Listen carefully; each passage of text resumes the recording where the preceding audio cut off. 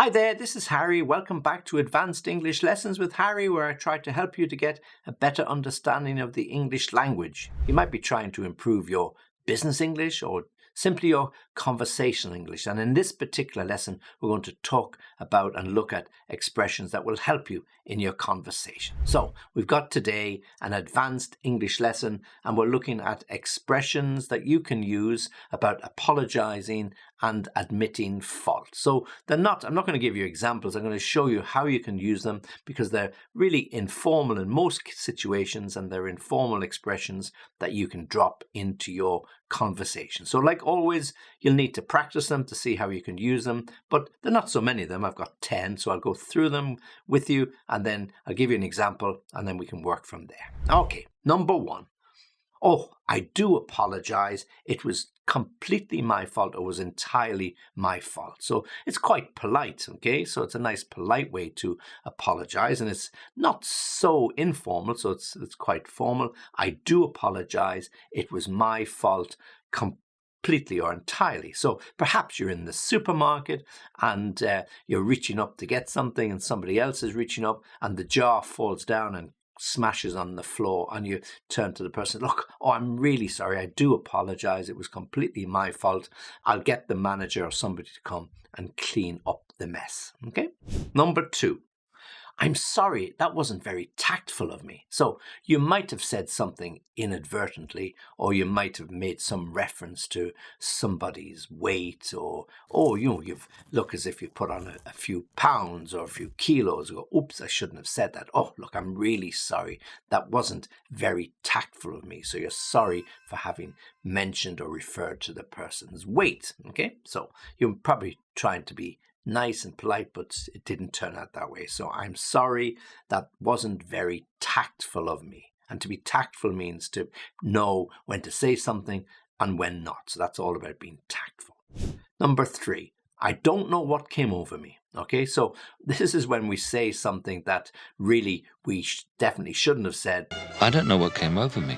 But we can't understand why we said it because it's not like us. So, I don't know what came over me. So perhaps when something happened or the report wasn't on your desk and you shouted and you screamed, where is it? Where's that bloody report? Oh, look, I'm really, really sorry. I don't know what came over me. I've just been so uptight with this report and I really want to get it off my desk. So I apologize for saying some rude words. So I don't know what came over me. So it's a way of apologizing. Or in the same situation, I had no right to take it out on you. I had no right to take it out on you. So if you shout at your PA or you shout at one of the people working on your team, and you, not because they have done something, but because you're annoyed because you made a mistake, or you're annoyed because your boss has asked you to work late, or he wasn't so happy with the report you issued, so you shout or you get very tetchy with somebody working for you, and then you say, look, I'm really, really sorry. I had no right to take it out on you. And what it means is I had no right to show you that I was angry. And it wasn't that I was angry with you. I was angry with myself. I was angry with the boss because, that report didn't go down so well. So I had no right to take it out on you. I shouldn't have shouted or screamed or shown my anger to you. Next, number 5, it was inexcusable of me. Okay, this is another quite formal way to say it was inexcusable. I'll get the word out eventually. It was inexcusable of me to use those words in front of you. I'm really, really sorry. There's no excuse. That's what it means. There's no excuse. It was inexcusable of me. I hope you can forgive me. I won't do it again. It was inexcusable of me. Number 6.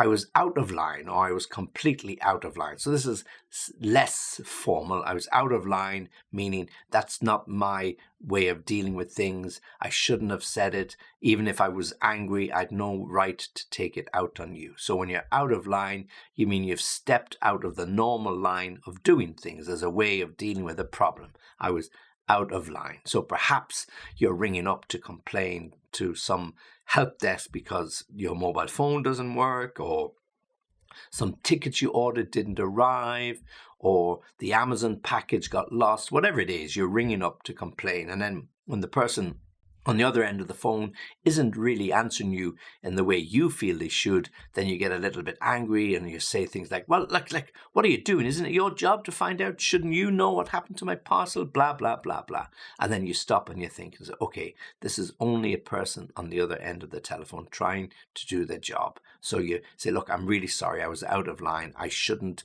have said that. I know you're there to help. Let me give you the contact number, or let me give you the reference number I have, and you get back to me when you can. So I'm sorry, I was out of line. I shouldn't have said that.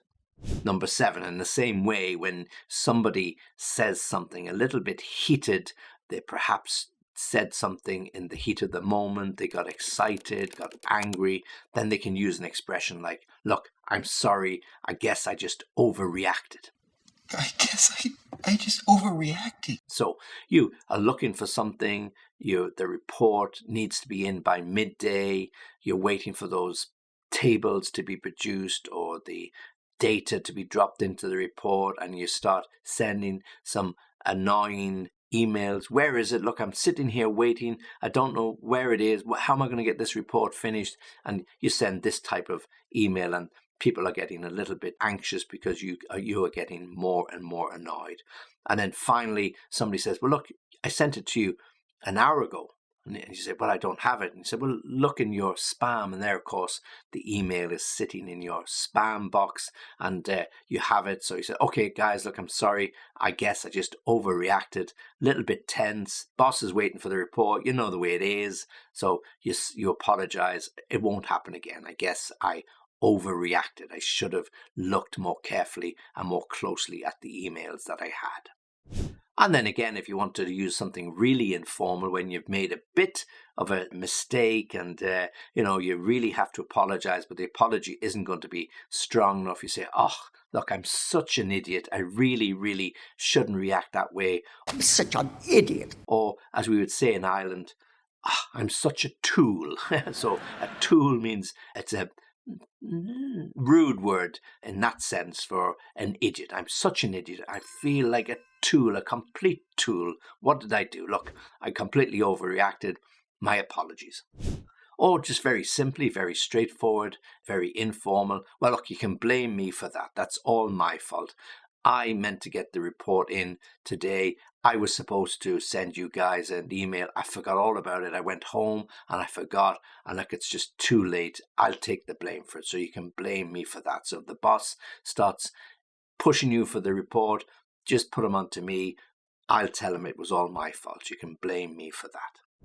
And then finally, when you have made a mistake, when you have stepped out of line, when you have said something that you shouldn't have said, whatever it is that's caused the upset, then you can apologize and you can end it by saying, well, how can I make it up to you? So that's great. It's a good way to get somebody back on side. You forget the birthday. How can I make it up to you? You shout at your PA or someone in your team, look, I'm really sorry. How can I make it up to you? So anytime that you've stepped out of line, anytime that you've made a real faux pas, anytime that you've taken it out on somebody that you had no right to do, then you can use this line. How can I make it up to you? And then hopefully everything would be better. Okay, so there are 10 particular expressions where you can apologize or you can admit fault in some way. So practice them, try to use them, try to introduce them into your language. So if you have any questions or you have any issues, then you can write to me at the end of this lesson or anytime you wish, www.englishlessonviaskype.com. Okay, so this is Harry saying thank you very much for watching this particular lesson and join me for the